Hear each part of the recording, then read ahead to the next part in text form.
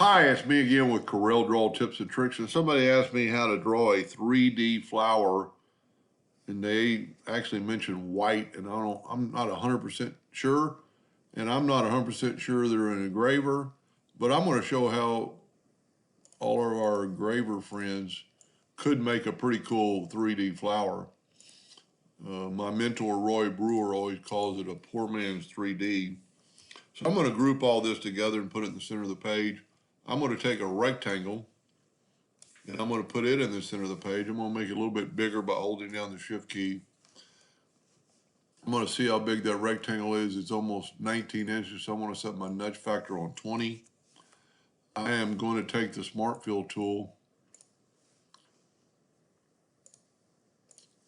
on black and fill that in and nudge it out of the way. Then I'm going to take this shape. I'm going to actually take away the rectangle. And I'm going to make all these, I'm going to actually ungroup them. And I'm going to make them all a light gray. You can barely see it. But now I'm going to take one of them, go to Object Contour. I'm going to contour to the center, 0.001, which is the smallest number you can put into, and fill it in with black. What that's going to do, it's going to engrave lighter here and darker in the middle. We're even going to take it another step. Let me back up here. Let me see if we can't group this together for a second and try this. Let's go to the contour tool and contour the inside like 2 inches. Too large. Let me try ungrouping them. It's always an experiment because this thing's pretty, well, it's only 2 inches wide. So let's contour a 1/2 inch. That's a little bit too big. Let's contour it an inch. That's actually too little. So let's back up here and do it 0.75. What I want is, you'll see at the end, that looks pretty good. Now I'm going to break the contour. Well, tell you what, let me just go ahead and do that to every petal.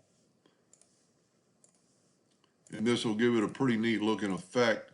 And I probably could have done this all as a group, but this is just as easy. Now I'm going to select them all.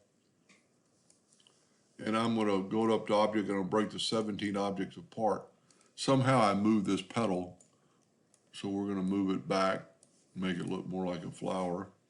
I am going to grab all the black, and by doing that, I am not going to get all the red petals, the entire red petals. I think I'm going to might have to do it twice. So if you grab one of the red petals, just put it back, and then we're going to put the ring back. Now, let's take this and make it a light gray. Didn't have all of them selected. And now, let's see if we can't do them all at one time, and we can't because of that. It's grayed out, so we're going to go to Object and group them together. And as soon as we do that, it allows us to. I'm going to go to the center, 0.001. It's going to take just a second because it's doing them all at once. For some reason, it didn't do that one. Tell you what, let's just play it safe and ungroup them and do them one at a time. And what that's doing is putting a 3D effect, and I'll show you more in just a second. And because we're going from light to dark, that one must have something still there. Let's tell you what, let's try to grab it. Go up to Object. I don't see anything, but let's take it and nudge it down. Let's see if there's anything hidden there. And there's not. Sometimes you'll just get a problem. It's just one layer. That is a little strange. Let's try this one. So what you can do in that case, if that ever happens, just delete this. grab that one, Control D, and make a duplicate of it. Move the center rotation in the center and just rotate your new copy there. That looks good enough. Now we're going to do the same thing to the center. Now what I did earlier by making this shape, I'm going to fill them all in with a light gray and I'm going to move my contour out of the way. And then right click, no outline. And I'm going to nudge that back. I'm going to go to, and this doesn't always seem like it would work, but it does. Go to order, put it in front of the page. That way we're going to have a contour, but then the center of the flower is going to be white. Now, why did I make this? If we nudge it back, look at that.